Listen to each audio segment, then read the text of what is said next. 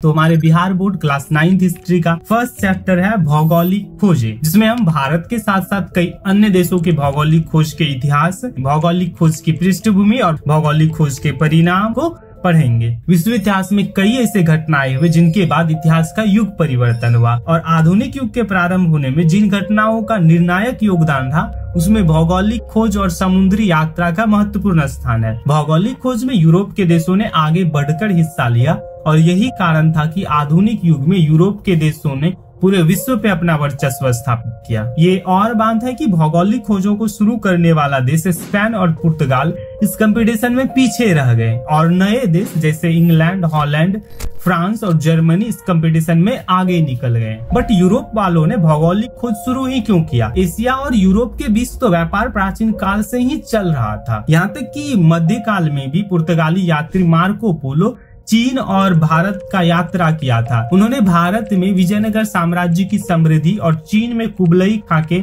दरबार के वैभव का वर्णन भी अपनी पुस्तकों में किया था। भौगोलिक खोज को प्रारंभ करने के पीछे दो कारण हैं। पहला, यूरोप वाले तो केवल भारत और चीन को जानता था और रेशम मार्ग से व्यापार करता था, पर बाकी दुनिया जैसे अमेरिका, अफ्रीका, ऑस्ट्रेलिया और एशिया के अन्य हिस्सों से अनजान था। दूसरा कि 11वीं-12वीं शताब्दी में जेरूसलम में, जो अभी इजराइल में है, पर अधिकार करने के लिए ईसाई और मुसलमानों के बीच धर्म युद्ध हो गया था। और जब इस युद्ध में यूरोप वाले अरब के नए नए साम्राज्य से हार गए तो यूरोपियनों की महानता का भ्रम ही टूट गया। धर्म युद्ध के दौरान यूरोपियनों को एहसास हुआ कि दुनिया के हर पहलू को समझा जाए और इन घटनाओं ने यूरोप में पुनर्जागरण को जन्म दिया। पर समस्या आगे और बढ़ गई जब अरबों के बाद तुर्कों ने अपना विशाल अंतर्राष्ट्रीय साम्राज्य बनाया। 15वीं शताब्दी के 5वें दशक से पहले तक यूरोप और एशिया के बीच व्यापार इस कुस्तुनतुनिया मार्ग से होता था, बट 1453 में इस कुस्तुनतुनिया पर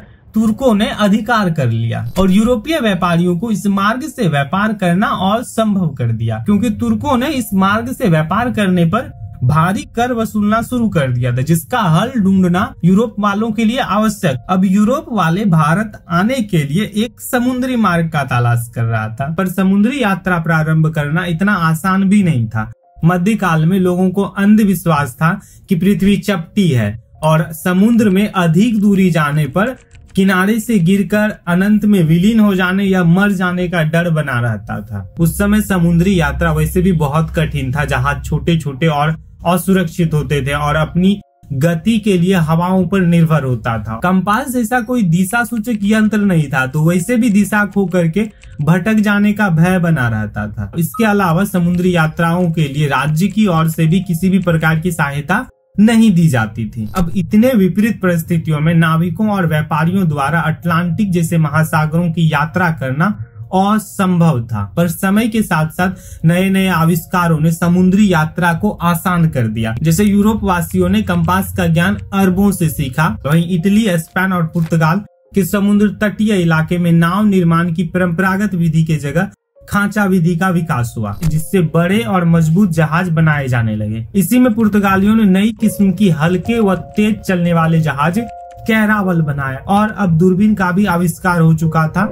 मानचित्र में भी काफी सुधार आ चुका था। इस टाइम तक एस्ट्रोलॉब जैसे अक्षांश जानने वाले यंत्र भी आ चुका था, जिसका समुद्री यात्राओं में महत्वपूर्ण योगदान रहा। तो अब इन नए उपकरणों और साहस के बल पर यूरोपीय नाविक अपना जहाज अटलांटिक और भूमध्य महासागर में उतारा। इसी क्रम में साल 1488 में एक पुर्तगाली व्यापारी बार्थोलोम्यू डियाज अफ्रीका के पश्चिमी तट से होते हुए दक्षिण अफ्रीका का दक्षिणतम बिंदु उत्मासा आंतरिक यानी केप ऑफ गुड होप तक पहुंचा। आगे साल 1492 में स्पेन के राजा फर्डिनेंड और रानी इसाबेला के मदद और शाही समर्थन के साथ क्रिस्टोफर कोलंबस अटलांटिक महासागर को पार कर अमेरिका महाद्वीप का खोज किया। इस नई दुनिया यानी अमेरिका का खोज यूरोपियन के लिए एक नई उपलब्धि थी। एक्चुअल में कोलंबस ने अमेरिका को भारतीय उपमहाद्वीप का ही हिस्सा समझा और यहाँ के रहने वाले लोगों को रेड इंडियन नाम दिया। हालांकि बाद में स्पेन के एक नाविक अमेरिकी वेस्पुची ने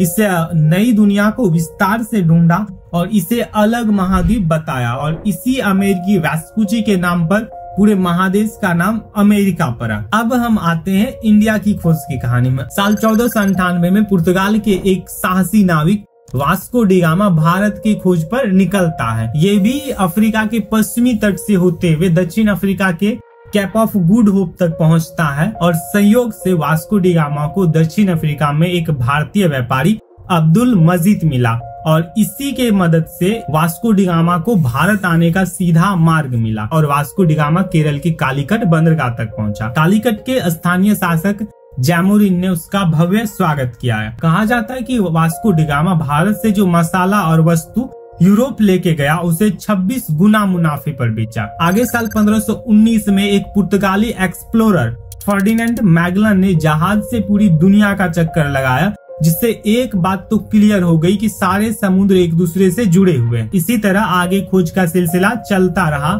सर जॉन और सेबेस्टियन कैबॉट ने न्यू फाउंडलैंड द्वीपों का, कैप्टन कुक ने ऑस्ट्रिया के साथ साथ न्यूजीलैंड के द्वीपों का भी पता लगाया। इस प्रकार 16वीं शताब्दी के मध्य तक पूरी दुनिया का जानकारी यूरोप वालों को हो चुका था। पर जैसे भी हो, इन भौगोलिक खोजों का परिणाम काफी दूरगामी और महत्वपूर्ण साबित हुआ। भौगोलिक खोज के बाद पहली बार लोगों को संसार के इस विशाल भूखंड के बारे में पता चला। भौगोलिक खोज के बाद ही विश्व के देश एक दूसरे के संपर्क में आए। एशिया और यूरोप के अलग अलग सभ्यताओं से लोग परिचित हुए। नए देशों की खोज ने न केवल नए उपनिवेशों के साथ व्यापार को बढ़ावा दिया, बल्कि उन्होंने वहां अपनी सभ्यता, संस्कृति, धर्म, साहित्य के प्रचार प्रसार करने का भी प्रयास। पर भौगोलिक खोज का नकारात्मक प्रभाव ये हुआ कि यूरोप के देशों ने अपने भौतिक आवश्यकता को पूरा करने के लिए उन देशों का शोषण करना शुरू किया जो यूरोपीय देशों के उपनिवेश बने। भौगोलिक खोज के परिणाम कुछ इस प्रकार हैं। पहला है व्यापार एवं वाणिज्य पर प्रभाव। नए देशों के खोज ने नए नए व्यापारिक संपर्कों को जन्म दिया,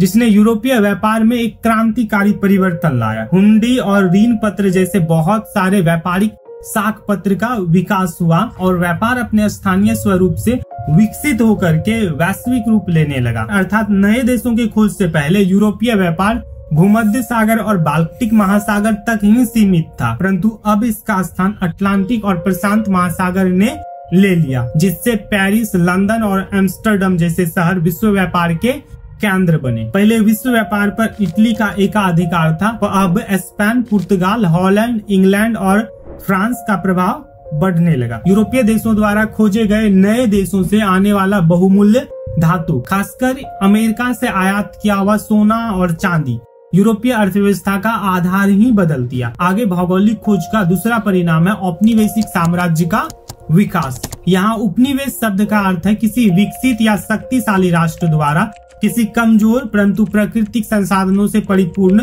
राष्ट्र के संसाधनों का शोषण करना। जैसे ब्रिटेन ने 200 सालों तक इंडिया के संसाधनों का दोहन किया था। एक्चुअल में भौगोलिक खोज के बाद उपनिवेश स्थापना के नाम पर यूरोप वालों ने अपने साम्राज्य का विस्तार जारी रखा, अर्थात यूरोप के देशों ने बाकी दुनिया के देशों को अपना गुलाम बनाया और उनके संसाधनों का भरपूर दोहन किया। यूरोप वालों ने अमेरिका, अफ्रीका, एशिया, ऑस्ट्रेलिया और अन्य द्वीप समूहों पर अपनी उपनिवेश की स्थापना की। शुरुआत में स्पेन और पुर्तगाल उपनिवेश की स्थापना में आगे था, बाद में ब्रिटेन और फ्रांस भी इसमें शामिल हो गया। भौगोलिक खोज का तीसरा परिणाम है ईसाई धर्म और पश्चिमी सभ्यता का प्रचार प्रसार। धर्म युद्ध में यूरोप की असफलता के बाद ईसाई धर्म का प्रचार प्रसार धीमा पड़ गया था, लेकिन भौगोलिक खोजों ने इसमें प्राण डाल दिए। ईसाई धर्म प्रचारक अमेरिका, अफ्रीका और एशिया के दुर्गम इलाकों में जाकर के धर्म का प्रचार किया, पर इस धर्म प्रचार का समाज पर नकारात्मक प्रभाव पड़ा। एशिया, अफ्रीका और अमेरिका के लोगों को